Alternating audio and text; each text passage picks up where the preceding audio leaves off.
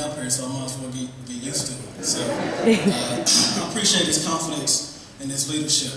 I do want to ask you before I get started, 6:50, so I guess I got till 7:10. I want to actually continue to pray for our family. We had a conference call at my job on Monday, and like he mentioned, I drive from Forney to Fort Worth every day, but now they moved us to where we're considered the West region. So that includes Brownwood and Midland and Odessa, and I'm not complaining. In this climate, it's good to have a job. It's a blessing, but I know that Desiree can't stand to be too far away from me. So I ask that you continue to pray for my job.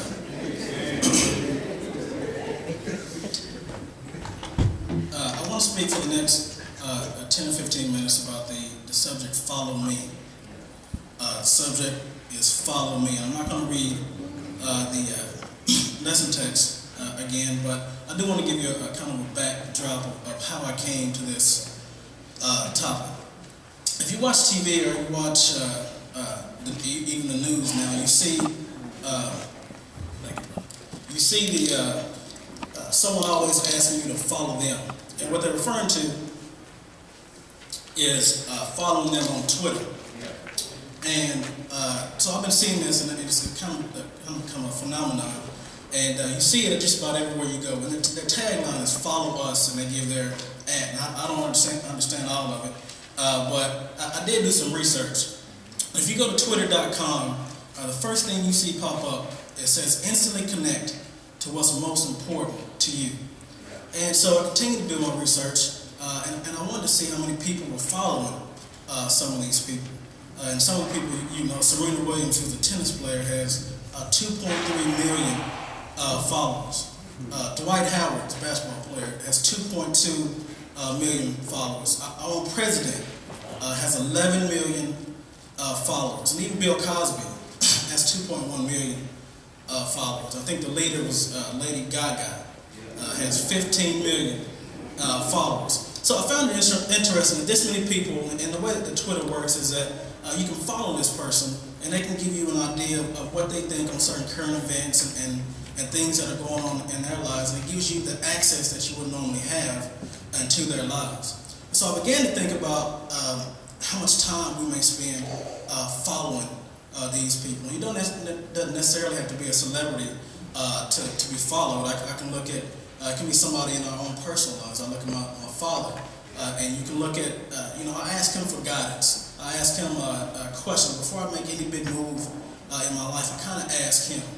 But the gist of this lesson is that if you follow Serena Williams or Barack Obama or even your own father, you're coming up short. The only person that's done enough for you to place your life in their hands, for it to be followed, is Jesus Christ. And so what I wanted to do is take a look at first, what it really means to follow Jesus. And if we have time, I want to look at what are some of the things that we will learn about following Jesus. I want to give you the definition of follow. It has many definitions, but the first one is to go in the direction of, be guided by, to accept the guidance, command, or leadership of. When you think about Jesus using that phrase, and he used it in our text that we're going to look at a little bit tonight, he used that phrase many times. He used it in Matthew chapter 4 when he talked to Andrew and Peter, and he told them, "Follow me, and I'll make you fishers of men." He used it in Matthew chapter 19 when he told the rich young ruler, "If thou wilt be perfect, go and sell that thou hast, and give to the poor, and thou shalt have treasure in heaven, and come and follow me." Now, what Jesus is saying, and even in our text, is they were taking the idea of following Jesus as a literal term. Well, I will follow you across the sea. But Jesus answers them in a spiritual sense of let me follow me is to allow me to take leadership or command over your life. And so these three men, if you look back and look at the first man, he said, "I'll follow you wherever you go." And Jesus answered him, the fox have holes and the birds have nests. The Son of Man has nowhere to lay his head. What he's saying is that to follow me, it takes a sacrifice. It takes a will to get out of your comfort zone, to get out of your own personal belief, your own personal feelings, and to give your life over to Christ. And they had the idea that I could just follow him across the sea, and that's good enough. Jesus, the other man, said he wanted to bury his father. And Jesus answered him, like, following me, you can't, nothing could be more important than following me. And the last man said, I want to say goodbye to my family. And again, Jesus says, you can't start this work. You can't start this work and then turn back to what you were doing before. If you look at Matthew chapter 10, Jesus says that he that loveth father or mother more than me is not worthy of me. And he that loveth son or daughter more than me is not worthy of me. And he that taketh not his cross and followeth after me is not worthy of me. He that findeth his life shall lose it, and he that loseth his life for my sake shall find it. So first we have to understand that to actually follow Christ, it's not just about coming to the building on Sunday morning and Sunday evening. It's not about just telling somebody that you're a member of the Church of Christ. It's part of the process, but it's only a part of the process. It's about allowing Jesus to actually follow Jesus. It should change what you say. It should change the attitudes that you have towards one another. It should change just your whole life. It should be a Sunday through Sunday change in your life if you're going to be a true follower of Jesus Christ. I started thinking that, when you talk about the sacrifice that it takes to follow Jesus, I started thinking that I can't, this lesson meant something to me. And so I can't follow Jesus like I make some of the other decisions in my life. I tell Desiree, usually it's about this time of year, I tell her, I'm going to lose 20 pounds. And she has this look that she gives me. And, it's basically look is like she doesn't believe what I'm saying. But what she knows, and she's heard it before, but she's wondering if I'm willing to actually make the sacrifice of actually following through with the process of losing weight. See, losing weight is not just about going to the gym, just like that following Christ is not about coming to church. That's part of the process, but you have to actually be willing to change your lifestyle to actually lose weight. And that's the same thing with following Christ. We gotta be willing to actually surrender our lives, get out of ourselves, and give ourselves over to Christ. So now that we understand that, hopefully we understand. I still got 13 minutes. The first point I want to look at is that Jesus' life. If we had the ability to look at Jesus' life, we spent the time looking at Jesus' life. We'd understand that Jesus' life was filled with love and compassion for others. If you remember back in Luke chapter 10, there was a certain Lord that asked Jesus, what do I need to do to inherit eternal life? And Jesus said, what does the law say about it? And the man answered, thou shalt love the Lord thy God with all thy heart, with all thy soul, and with all thy strength, and with all thy mind, and thy neighbor as thyself. And the man wasn't through. The Lord asked, well, who is my neighbor?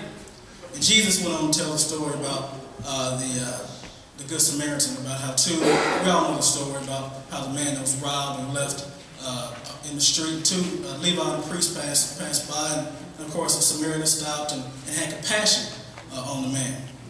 And Jesus, at the end of the story, told him to go and do likewise. And so when you start looking at Jesus' life, one of the most important things that we have to do is have compassion and love one towards another.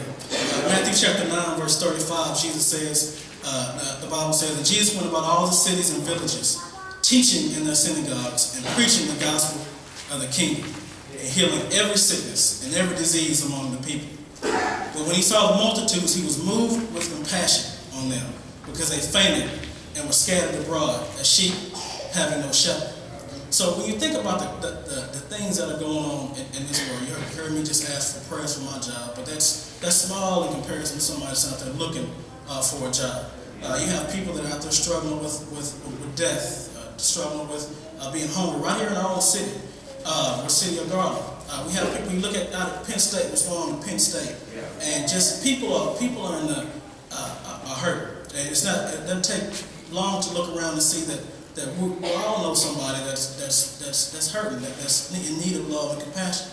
So we need to be in the business of Christians need to be in the business of showing our love and compassion. Why? John chapter 13 and 34, Jesus says, a new commandment I give unto you, that ye love one another as I have loved you, that ye also love one another. By this shall all men know that you are my disciples, if ye have love one towards another. So we need to make sure that we have the right kind of love for our brothers and sisters. Remember, that's anybody that we come in contact with that's in need of our love and compassion. I want to read to you a couple of, and this is some of my favorite texts in the Bible. Turn to 1 John chapter 17. I'm sorry, 1 John chapter 3, verse 17. And it just kind of gives you an idea of the kind of compassion and love that we should have one towards another. Verse 17 says, but whoso has this world's good and sees his brother have need, and shutteth up his bowels of compassion from him, how dwelleth the love of God in him? So how can you be sitting at home with a meal on the table and a vehicle and a job and see your brother have problems and not have any compassion towards him? And he says, how dwelleth the love of God in him? And it says in verse 18, my little children, let us not love in word, neither in tongue, but in deed and in truth. And hereby we know that we are of the truth, and shall assure our hearts before him. For if our heart condemn us, God is greater than our heart, and knoweth all things. Beloved, if our heart condemn us not, then we have confidence toward God. But whatsoever we ask of him, we receive of him, because we keep his commandments and do those things that are pleasing in his sight. And this is his commandment, that we should believe on the name of his Son, Jesus Christ, and love one another, as he has gave us commandment. And he that keepeth his commandment dwelleth in him, and he in him. And hereby we know that he abideth in us by the Spirit which God hath given us. And you look at chapter 4, verse 19. We love him because he first loved us. If a man say, I love God, and hateth his brother, he is a liar. For he that loveth not his brother whom he hath seen, how can he love God whom he hath not seen? And this commandment have we from him, that he who loveth God love his brother also. So I believe one of the first things that we would learn if we're following Jesus is that we need to be in the business of showing our love. And people need to be able to recognize that love and compassion pouring out of us. And that brings me to my next point, which is that the love that we have should turn into some forgiveness. That we have for one another should translate into forgiveness one towards another. Matthew chapter 5, verse 44 through 45, it says, but I say unto you, love your enemies, bless them that curse you, do good to them that hate you, and pray for them which despitefully use you and persecute you, that ye may be children of your Father which is in heaven. For he maketh his sun to rise on the evil and on the good, and sendeth rain on the just and on the unjust. And I can tell you that this is something that I still struggle with. I grew up a member of East Side, but I still struggle with the art of forgiveness. And it's really about how much love you have towards that person. If you really think about what we do and what I tend to do is I tend to put weight on my forgiveness. For instance, I can tell you, me and my wife, for instance, have a disagreement. And most of the time I'm right, but if I'm wrong,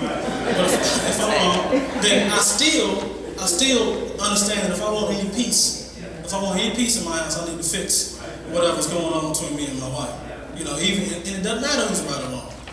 But if it's a brother that's on the other side of the congregation, and that we don't necessarily have to see every day, or necessarily have to deal with, we don't have the same sense of urgency to fix whatever it is that's going on between us. And so, but what does Jesus have to say about that? Matthew chapter 5, verse 23.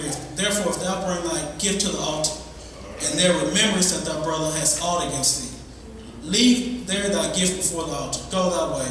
First be reconciled to thy brother, and then come and offer thy gift. So we need to have the same sense of urgency. If we want to be true followers of Jesus, we need to first have love, and that love should translate into forgiveness. We're in life, people are going to say things that we don't necessarily like, but we need to be in the business of loving and forgiving those people, and making sure that we're in good standing and peace one towards another. So, in my conclusion, I have 6 minutes left. I think that, and I rushed through it a little bit. I apologize for that, but I want to get to this conclusion. because I believe that